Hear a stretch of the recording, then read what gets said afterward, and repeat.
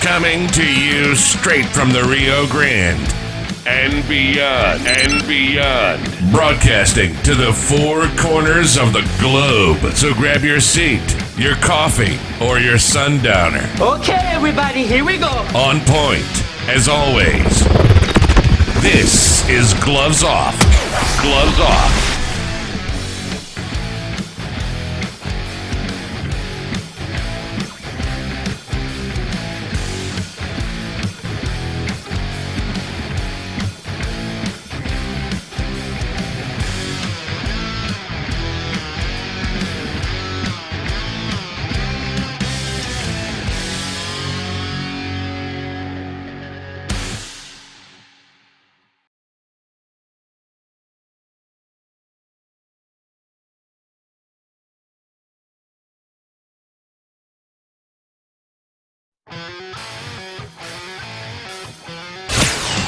Gloves Off is always on point. On point.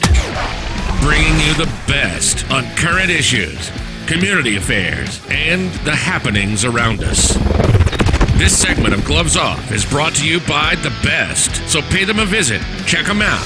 This is Gloves Off.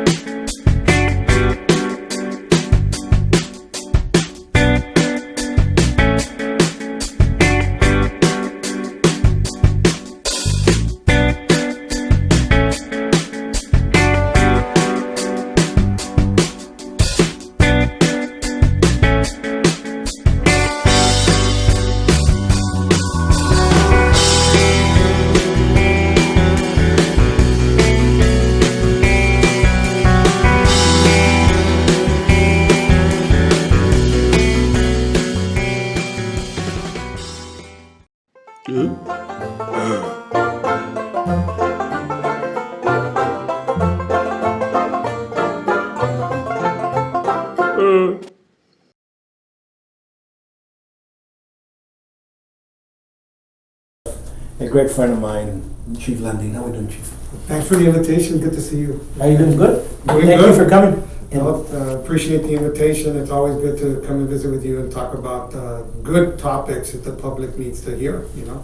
No, I want to thank you for the job you all are always doing. You know, you and the fire department, because you're always there helping people, and it doesn't matter what race they are, what nationality, what political views, they're right there to help, and that's the way it is supposed to be. Service is what we're here to serve the public. Doesn't matter who they are, what they think of, or what their beliefs are. You're right. We're here to serve everybody. Exactly. Tell me, what's going on with Laredo? What's the new happening things that the department should be watching out, especially in the summer? Well, right now the summer months are the heat is already on. Yesterday we had our hottest day of so far, and we're already over 100. And so, you know, it's warm out there, and so the public needs to stay hydrated to prevent heat exhaustion, heat stroke, and so. If you're out there working, you know, take frequent breaks, and get under a tree, get some shade, drink plenty of fluids. You start cramping up, that's kind of your body telling you, hey, it's time to get indoors, kind of get under the shade, and take a break. But staying hydrated is very important. We've already seen earlier this week, an individual had a heat stroke out playing golf, and so it's hot out there. So hydration and frequent breaks is something highly recommended. And especially because we have a lot of kids. Kids are out from school, and kids are out there playing in the field, and sometimes they're with grandma or with the nanny taking care of, and we have to see what those symptoms are and bring them back inside. Get them with water all the time. Yeah, generally our body defense mechanism. Anytime we get out of our comfortable air condition, we go outside. Our body tries to cool itself off by us perspiring, sweating. And so if you stop sweating and you're outside in 100 and something, that's because you don't even have any more fluid that your body can use to keep you cool. And so after that, people start getting dizzy, lightheaded, they start getting nauseated, stomach cramps, and they can have a system shut down and have a heat stroke. And so that's why it's very important, stay hydrated and take frequent breaks so to prevent a very, very serious situation from happening. Exactly. What else do you see in the upcoming summer? We have 4th of July. How about fireworks and stuff like that? Fireworks is a big deal. A lot of people love how they look. They're beautiful.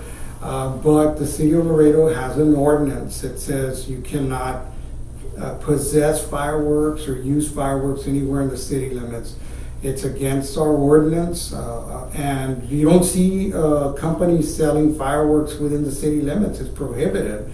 And so we tell the public, it's dry out there due to recent rains, in the wintertime, and recently some of that grass has grown and it gets dry with all this heat, and so a firework can easily ignite, and we ignite grass and we can have some serious fires. I recall several years ago on December 31st, New Year's Eve, with everybody using the fireworks, one night in excess of 100 fires throughout the city and into the county. Every truck was out going from fire to fire to fire. And we've been lucky we haven't had that. We're out there trying to educate the public. And thanks for this show, because this is a way of reaching the public, telling them, also maintain your properties. Keep the grass cut. You want to keep it 6 inches or less, Try to keep that grass cut, especially around your house. If people that have ranches and a lot of acreage, it's hard to keep the acreage all clean and some of these large tracts of land. But around the house, it's good to get a good 20, 30, 50 feet of nice short grass in case you do get a fire. It's not going to come and destroy your home.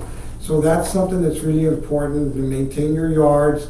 Also, try to keep your yards watered, because if they're watered, they stay green and they have less of a chance of burning rather than the dry grass.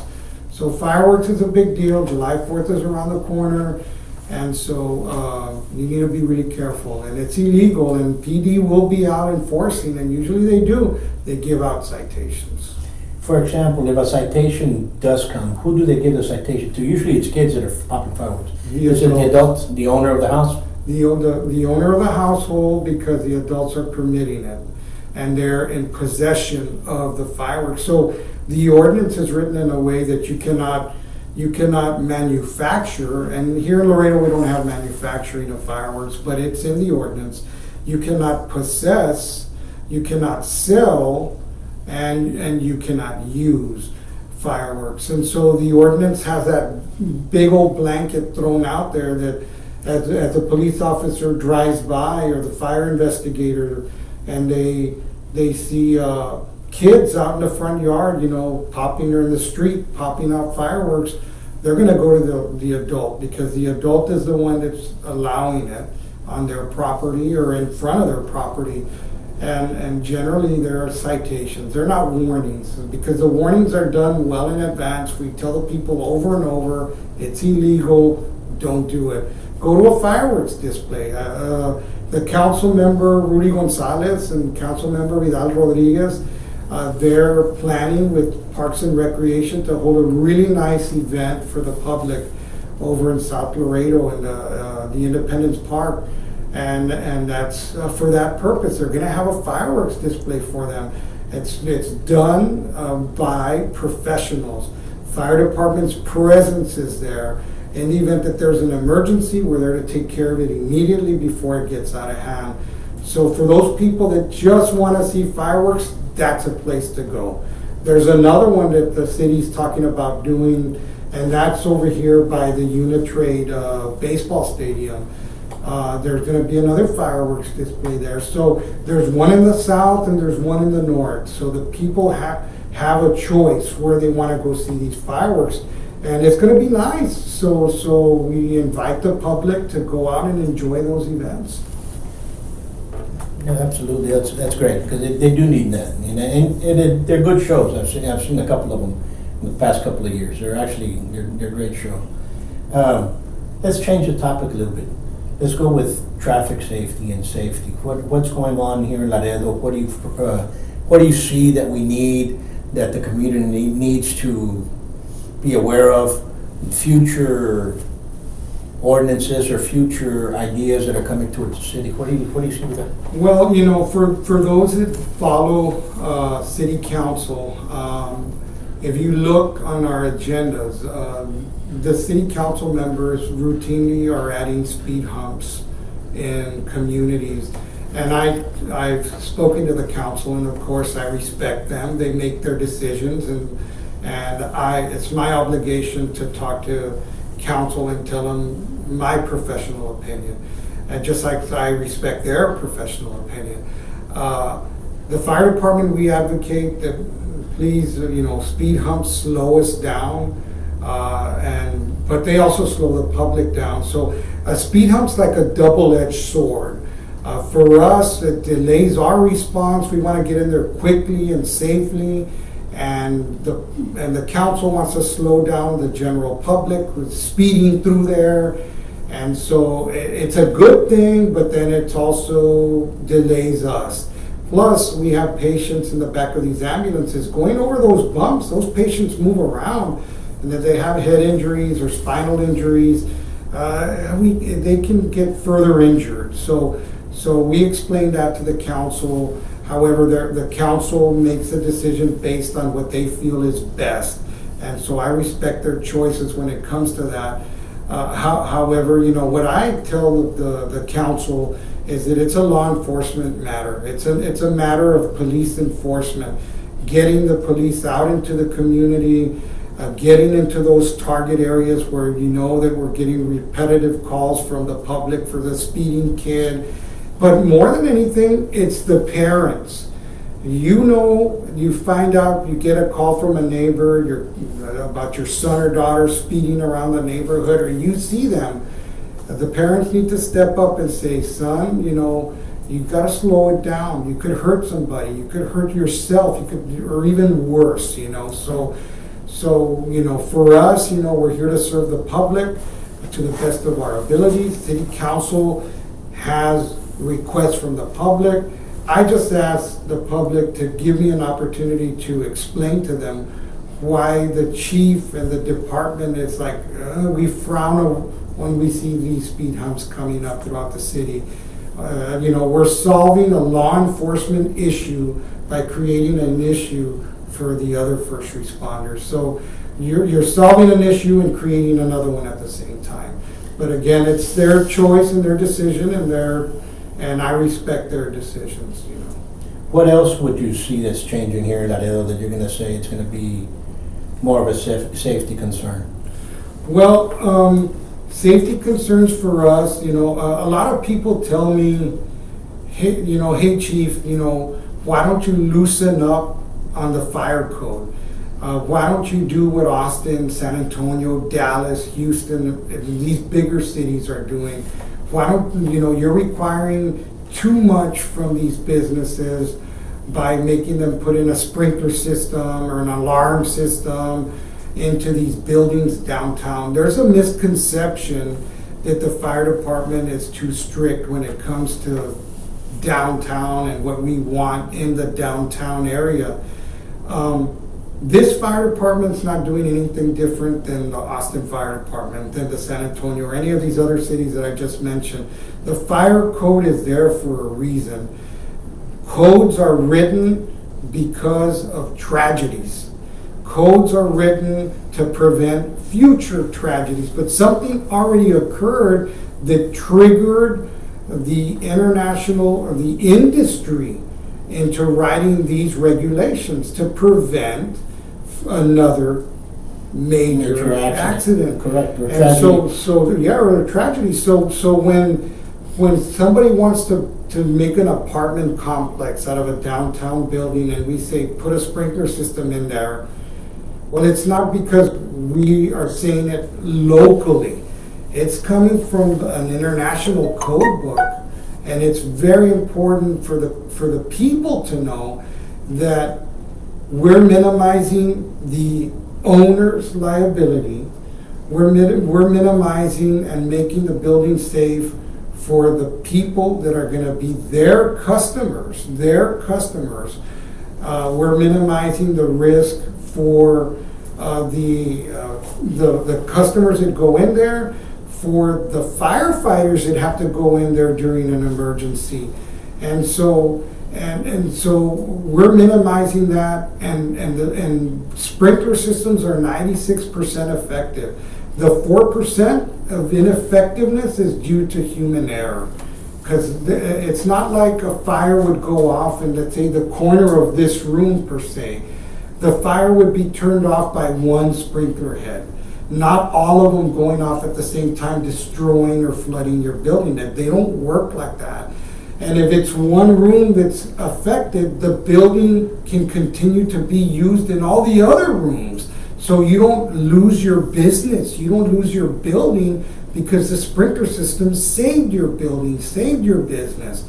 So our codes are what we enforce, and if there's variances that can be made based on the code giving us permission to do that, we'll do it. We find ways to where we don't look the other way for anybody. We're fair with everybody, but we don't look the other way to the code, because at the end of the day, they're going to say, who approved that? That person died in there. Who was the one the lawyers are going to say, who was the one that signed off on that permit? Who was the one that told them didn't they know that it needed a sprinkler system? The code said it did. Who's the one that gave them the variance? Then it's going to go back, and it's going to bring liability on the person. It's going to bring liability on the city, on the building owner, all because they saved $20,000 or $50,000. Their insurance rate will go down substantially to where it pays itself off in the long run, and they have that protection forever. But just so that person can save $50,000, then they're going to have the blood on their hands. It's not going to be on mine, because I'm going to tell them the truth. You need a sprinkler system, or you know what? If you put in a fire alarm, the code says that you may not need it under these circumstances, but you need to put this in instead. Well, we study the code. That's what it's about, to minimize people from getting hurt or even killed. No, and that's what the codes are for. Yes. They're to be enforced. And unlikely the human equation goes in, and they want to bend the code, and they want to take away and go around the book. Okay, this code, this was this chapter. Let's jump to chapter 45, and let's just do what chapter 45 says. And that's when we get into trouble. And we have had people come in and say, I want to do this. For example, downtown there's a beautiful new building, a bed and breakfast. Beautiful new building. It's an old home made out of really thick walls, huge, very thick walls, concrete filled. And the business owner came in and spoke to me. And when you look at the code for just its value of what the words in the code say, it requires a sprinkler system.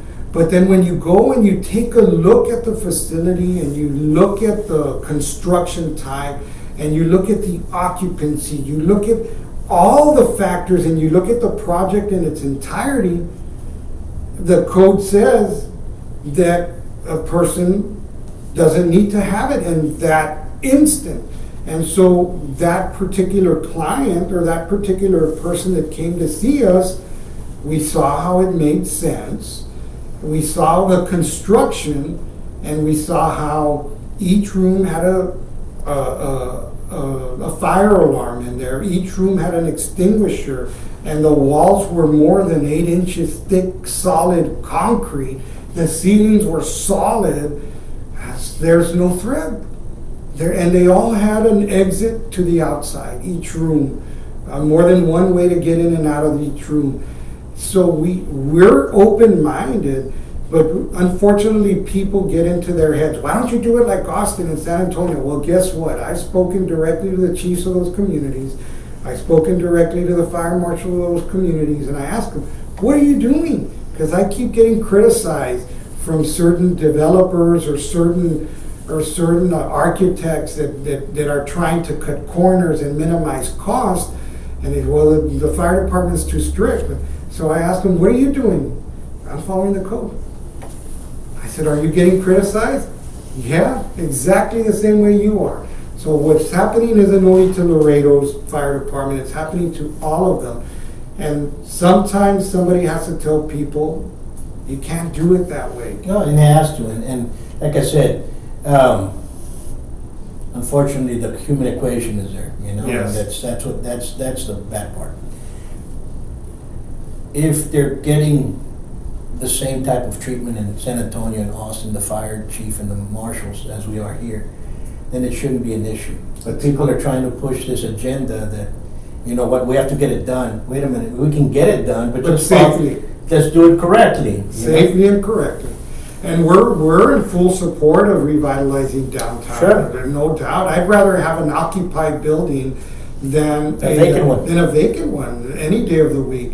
And you know what? The code allows for the chief to say, okay, you want to open up, put in all these things, and if you're having problems with this one thing, we'll give you a period of time, 6 months, a year, but you got to be working towards that. Not just give me the permit, let me open up now, and then hopefully you'll forget about it.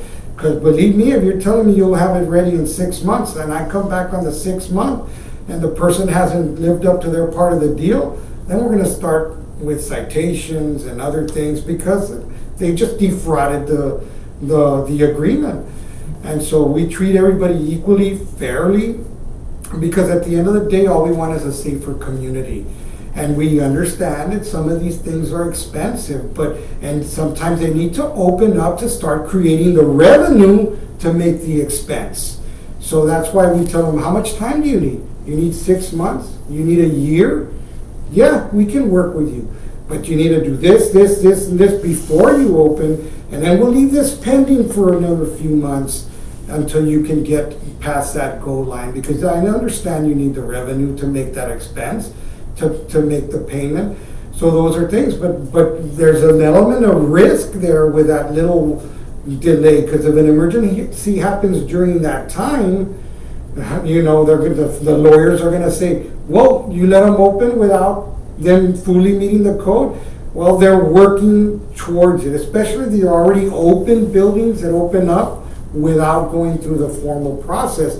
From one day to the next, somebody enters one of the vacant office spaces in a strip mall or whatever in a location, and all of a sudden they're open. They didn't go through the permissions, they didn't go through the permits or anything, but they're open. We catch them, so then we have to work with them because they're already open, they're already creating their revenues. So we don't want to just go in and be unfriendly and close them down. We're pro-business, but we want to do business correctly and safely. And that's the way it is. You know, I've had restaurants and I've had businesses in Dallas County, and they were very strict about that. You know, you had to follow code. I remember one time we had a business contractor, and we were opening up this one location, and he said everything is up to par. He had all the, it's like, fire came down and signed off, and the building inspection came in, and the electrical came in, but never the plumbing. And all of a sudden, I kept saying, when's the plumbing? Oh, it's all done. And as soon as we opened, we got the thing that we can open. He said, oh, you all are free to go. And all of a sudden, bingo, the plumbing was the one that was lacking. And over there, they stop you. There's no courtesy. It's like, you can't. You have to get this done.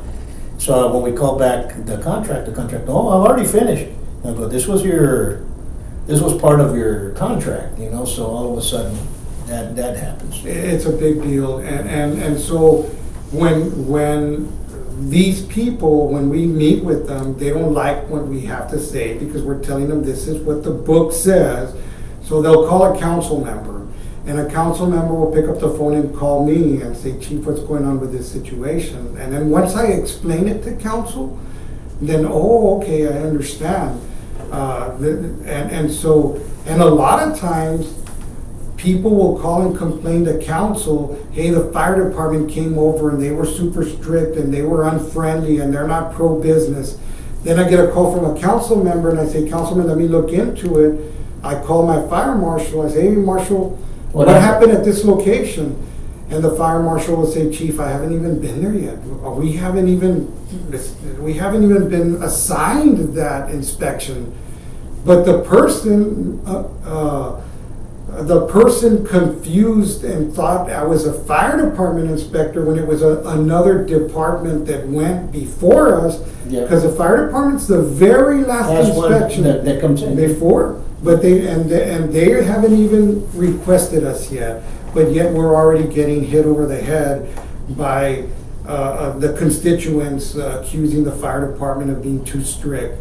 But let me tell you, the day that anybody has an emergency in their business, they're going to wish that they would have listened to the advice of the marshal and the fire inspector, and they would have kept those extinguishers, inspected annually, kept those kitchen vent hoods inspected annually, get that sprinkler system inspected annually. The code says to have to do it.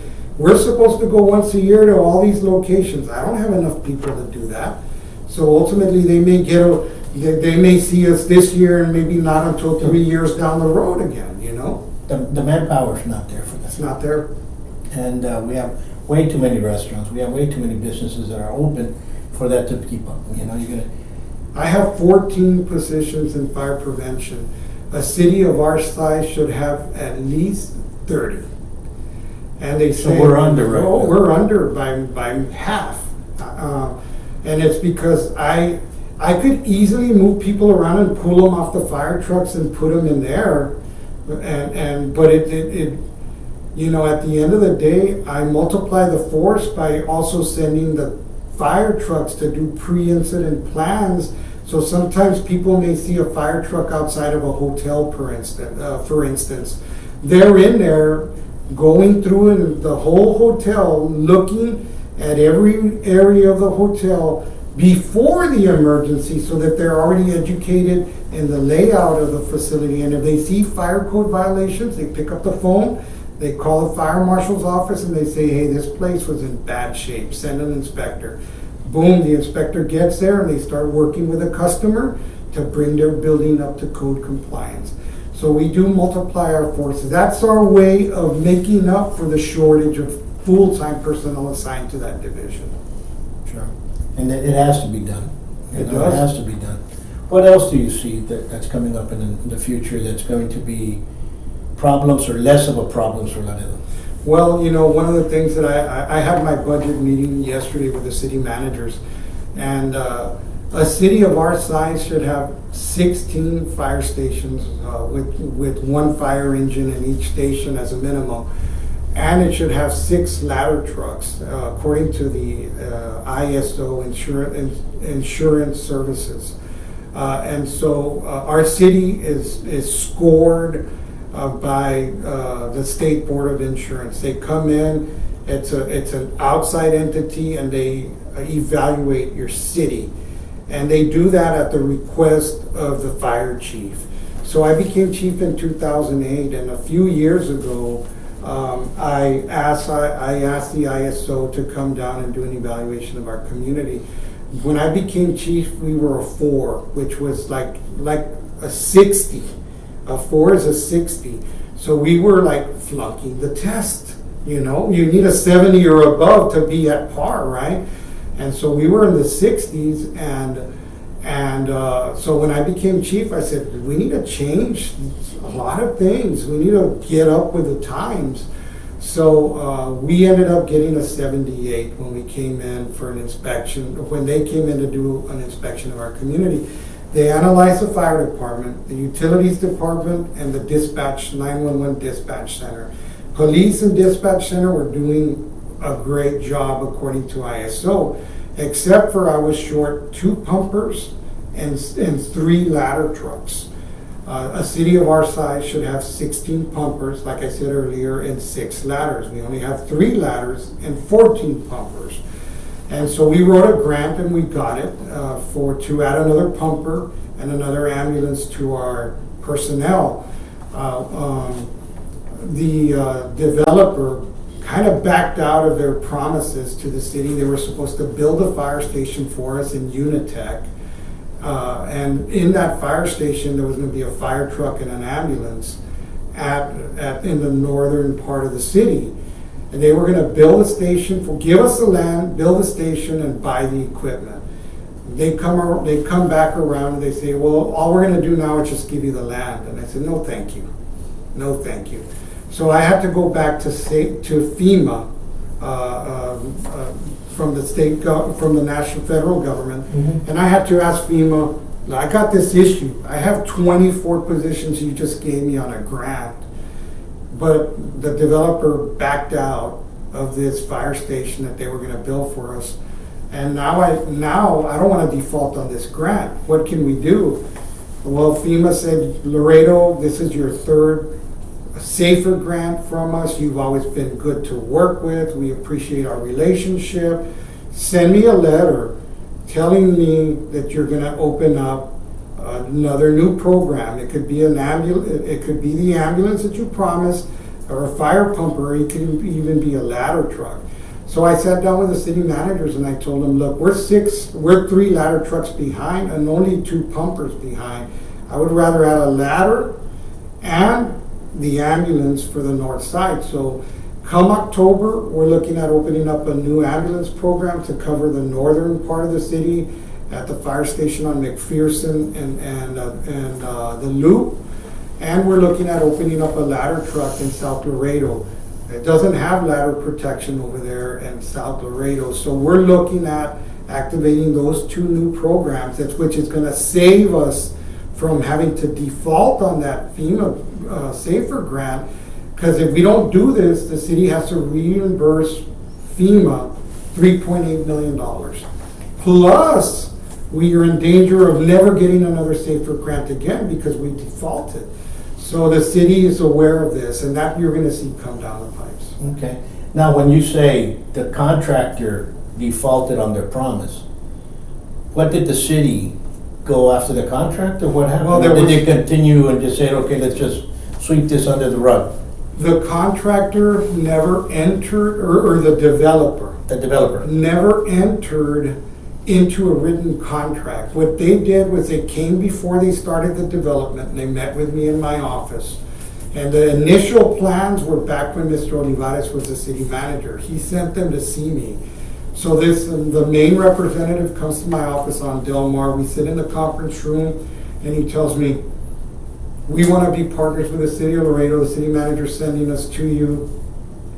We want a fire station in our development because obviously it increases at their values, because all of the people they're going to sell their warehousing to is going to know that right outside right within their community, they have fire and EMS protection right outside their door, So it automatically increases their value. And so he said, okay, well, let's do the best thing that we could do. I told him, okay, if we're going to go all out here, I need a district chief out there, I need an EMS supervisor, I need a pumper, a ladder truck, and an ambulance. All of that, yeah. So I wrote it up on the board and he was taking notes. And then I wrote the value of each of the vehicles and I wrote the value of the building, the estimated cost of what the building would take. And he goes, hey, this is very doable. Let's do this. I said, okay, the city will pay for the personnel. You provide the land, the building, and the equipment. Okay, sounds good, we'll do it. Let's look for it. So I went in, I talked to Mr. Olivares, and I said, okay, I'm gonna apply for the grant. It's 52 firefighters. And he goes, dale gas, chief. So I applied for the grant, the SAFER grant, and the grant was denied by the federal government because it would have been more than double, would have been a $7 million grant. But the federal government just said, no, too big. So then the next year came back around, I said, sir, the last one was too big. Let me shoot for just a pumper and an ambulance. And he goes, dale gas. So I did, and boom, we landed the grant. And then there was a change in management. We had Mr. De Leon came and played. And then I went to see him and I said, sir, SAFER's just advised me that we're gonna get the grant. They're giving us an opportunity to either accept or deny the grant. I said, well, we're never gonna deny a grant like that. And I said, yeah, but the issue is that we need to lock down the deal with the developer. So Mr. De Leon said, okay, yeah, we'll negotiate with them or whatever. He goes, I'll include you. I never had a good relationship with the city manager before. That city manager, De Leon, I didn't have a really good working relationship with him. He left me out of meetings. That deal, he didn't even meet with them maybe once, I don't know. I was never invited to any of those discussions with that developer. Well, the whole thing fell apart. And so then the interim city managers came in after Mr. De Leon retired, and they immediately involved me in the discussions. And so the developer backed out and said, we're just going to give you the land. So I guess if you don't, the lesson to be learned here for any future fire chief and any future city administrator being at City Hall, city manager, council member of the district, when you get an offer as good as it was back then, we should have gotten it in writing back then. It never got put in writing, and now that developer wants a TERS, and that developer wants another type of investment in which they can retrieve some of their money, but only for the land. They're not looking at the equipment, and they actually said, we're not even interested in building. We'll bid for the building, but so we can charge you to build it. But what happened to you saying you were gonna give us this and that and that? Well, no, that's no longer a consideration. So I told city manager, acting interim, co-interim city manager Rosario Cabello and Robert Eads, I said, this isn't a good deal for us. Let's look to do something else. So I sat down with the new council member of the district, Dr. Martinez, and he said, well, let's at least put an ambulance in the north to cover the void that we have there. And then Councilman Rudy Gonzalez and Vidal Rodriguez said I could use the ladder in the south. So we managed to save this. So at the point that I notified Mr. De Leon, we're gonna get this grant, was the point that he should have taken me and him together to firm up these deals in writing, because we had that opportunity to strike at the right time, but unfortunately that wasn't a priority for him. And as many times as I reached out to him on either through phone calls or in a staff meeting, hey, this is coming up, we're running out of time, I guess he didn't really pay much attention to that. So, and that's okay, I wish him well. He's retired and I'm sure he's doing fine, but he's moved on and the department's still here, and that's the way it goes. Yeah, of course, and and new. Hopefully, you all can save it or do better deals in the future. Yes. And, sometimes deals come through, sometimes they don't. But sometimes when there's a deal that's being made, it has to get in writing. And unless you have witnesses that it wasn't, you know, if you had other people that were there, well, then that's a different story. But most people back out, you know, it happens all the time. Well, it was going to cost some money. The land itself was expensive. Obviously, they wanted to give us 2 acres. I told them 1 was enough. The building would have been around $3 million. Ladder truck costs about $1.2 million. An engine costs about $750,000. An ambulance costs $330,000. An SUV for the district chief costs about $45,000 with lights and sirens and everything in it, maybe close to $50,000. Suburban, just a little bit more than that, you know. For the EMS supervisor, the Suburban has back doors and other equipment, medical equipment in there. So it was a lot of equipment. So naturally, it looked okay at the very beginning, but then maybe revenues weren't coming in the way the developer was seeing. And he said it was never in writing, so he had an opportunity to run out the back door on it. And the city didn't, including me, we weren't there on top of them, you know, because I'm partially responsible too, but I don't have the authority to negotiate new tax incentives with anybody. I'm the fire chief. That's a city manager and a planning director thing, you know, to go out there and do that. And unfortunately, again, like I said, this city manager, former city manager, Mr. De Leon, didn't see it as a priority. He had other things going on. He was that job is a very busy job, you know, so I guess it just kind of was one of those things that just fell through the cracks. Sure. You know, and Laredo is going to continue to grow, and these developments have to be done, and these deals are going to come up again, and there's going to be other developers that are going to come out and say, you know what, I'm going to build this, and you all are going to say, you know what, we need a station here. And it's going to happen. So, yeah, down the road, we do think that we're going to need a station out there, but if that developer is unwilling to do stuff, you know, there's a Hachar tract on the opposite side of the west side of 35 that's going to be more residential, so that population density will be higher than the east side of 35, which is mainly commercial warehousing. So it naturally probably belongs better on the west side, although I would say that we probably need one on each side eventually. Now, taking from there, what else do you see? What else do you foresee that we're going to come up with? Well, for right now, as far as the fire department, we'll probably be giving our entrance exam sometime around January or February of next year, of 2020. And we're looking at maybe hiring an academy in October or November, the end of next year. Because we do have a wave of retirements coming towards the end of next year, and so we need to forecast that out.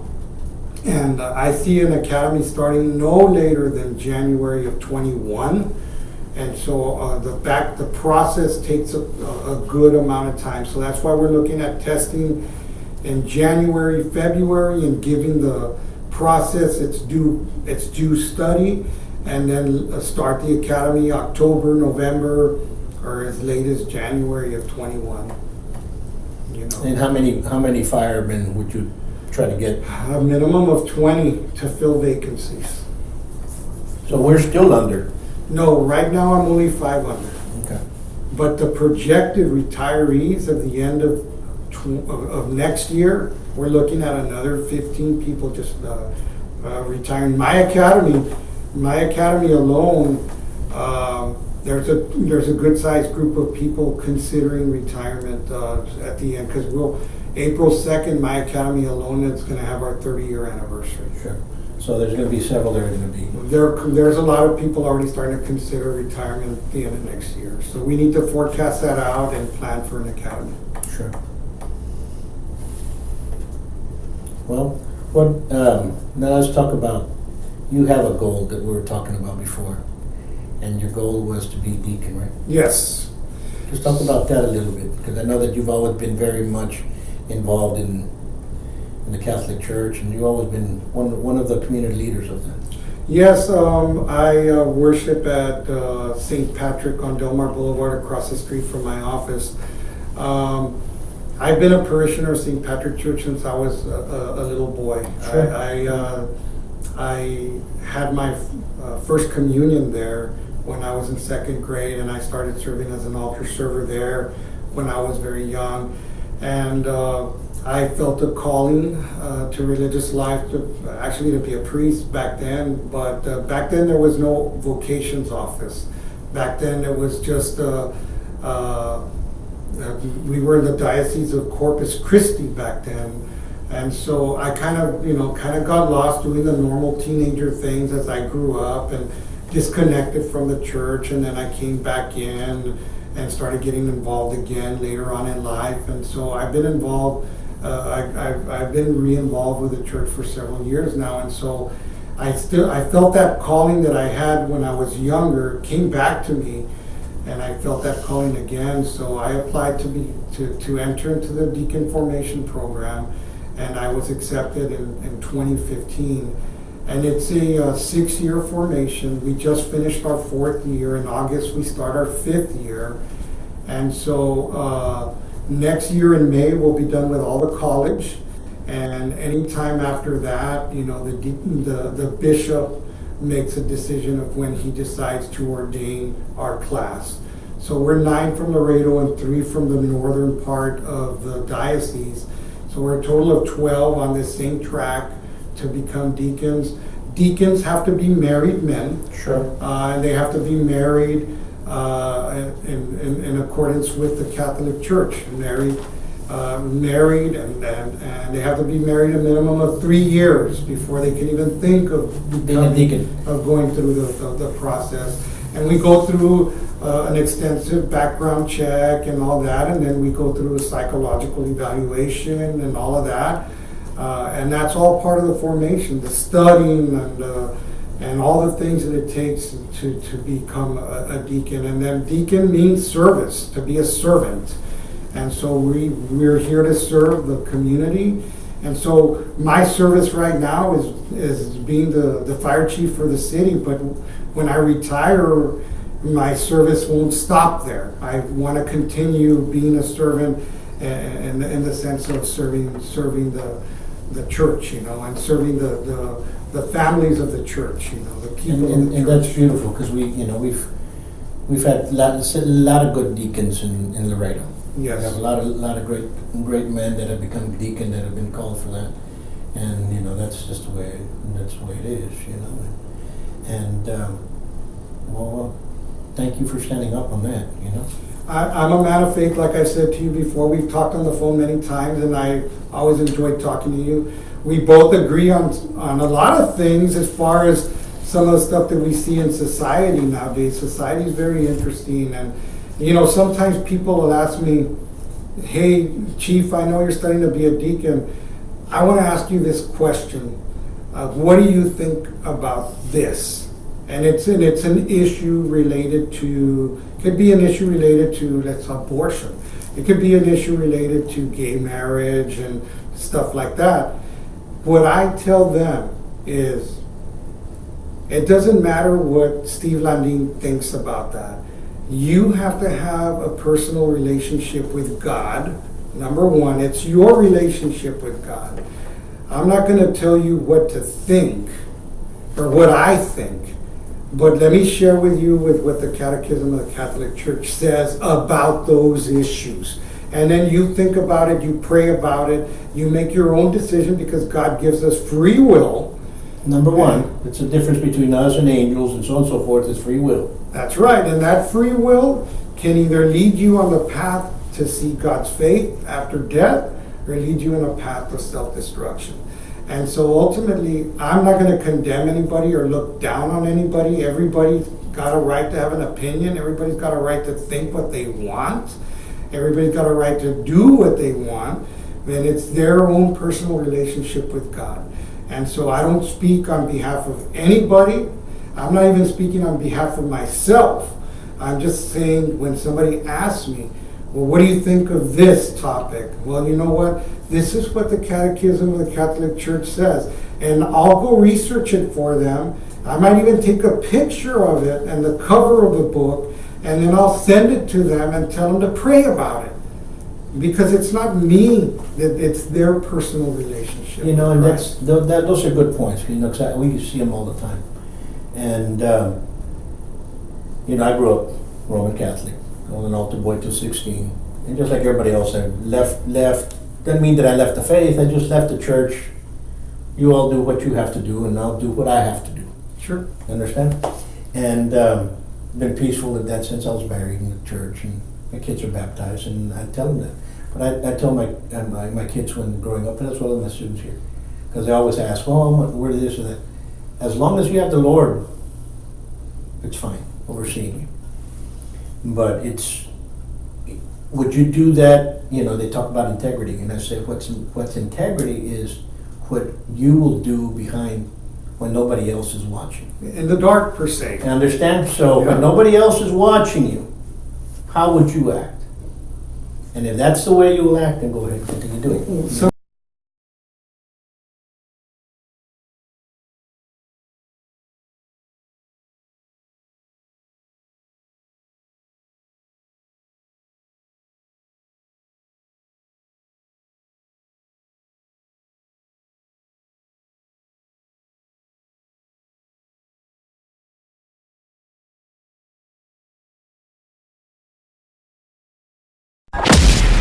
If you've ever wondered, if you ever had a clue what would happen if Batman, the Avengers, the X-Men fought the 47 Ronin, you will have great hitting, power strikes, and speed. This event will be known as the North Texas Stick Fighting Championships. It's open to all martial artists. This is where legends are formed, where they're forged, where they are founded. Sign up now. Call the number 956-401-4868 and look up the website at www.savate.biz. So remember, this is for serious martial artists. If you're not serious, sit back and whisper about the event. If not, we'll see you there.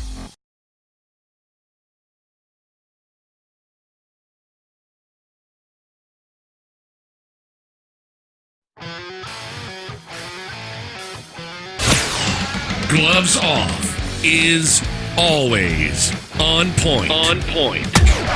Bringing you the best on current issues, community affairs, and the happenings around us. This segment of Gloves Off is brought to you by the best, so pay them a visit. Check them out.